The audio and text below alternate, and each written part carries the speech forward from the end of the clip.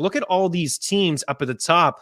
AFC, Chiefs, AFC 11.5, Bengals, AFC 11.5, Bills, Jaguars, 10.5, AFC, Chargers, Dolphins, Jets, Browns, all 9.5. And then you have the Ravens, who this will drop down with no Lamar. See what happens there. The Broncos 8.5, the Steelers 8.5.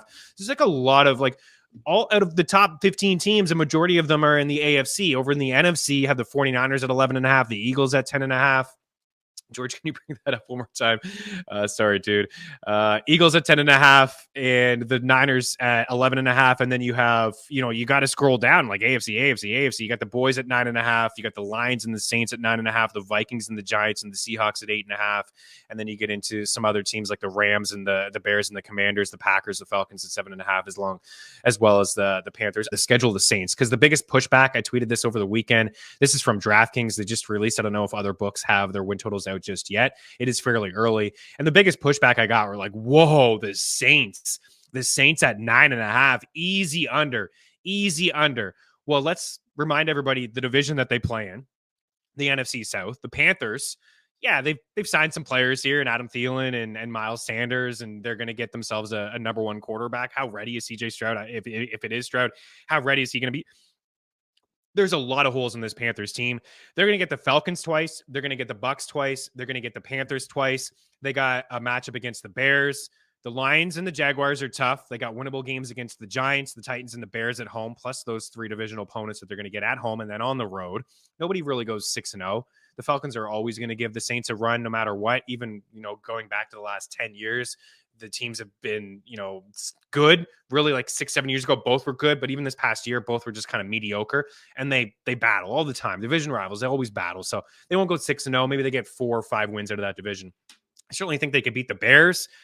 I think they'll give the Lions and the Jags a go. I certainly think they could beat the Jags and the Giants. So what do we give them? 4? Let's give them 4 wins in the division. There's 7 potentially with the Bears. And then they have other Packers. Like that's a winnable game against the Packers, especially if there's no Aaron Rodgers.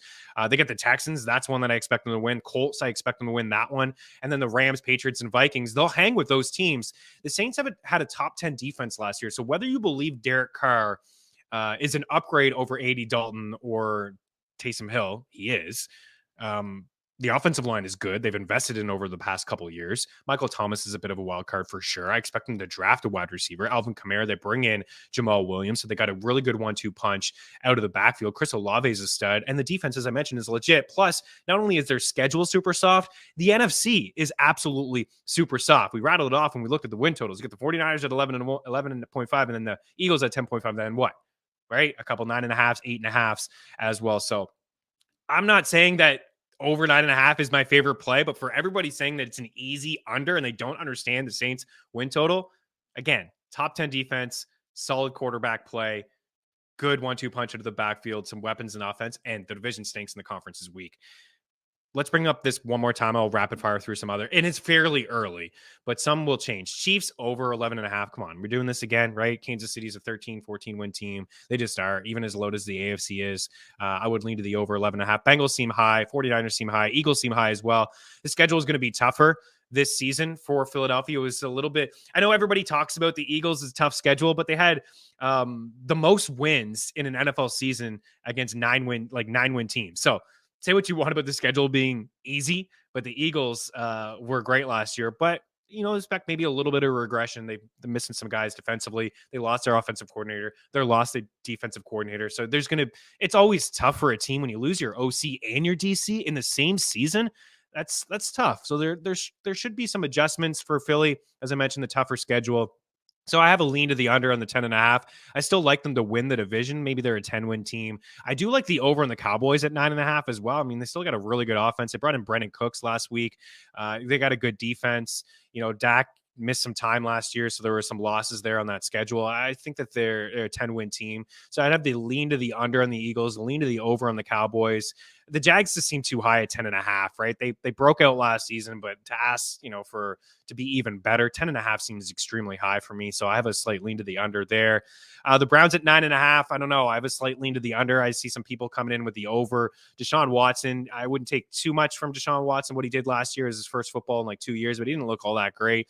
But I do like the addition. I really like the trade of Elijah Moore, bringing him in. And as long as they have Nick Chubb healthy, that offensive line is strong.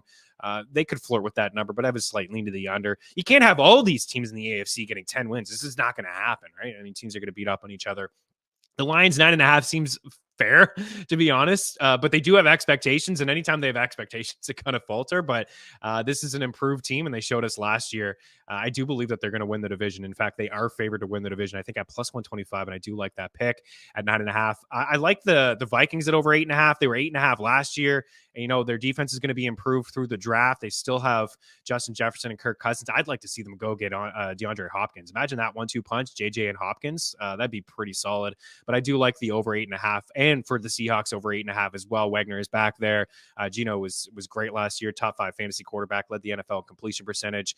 And they got some nice players on defense as well.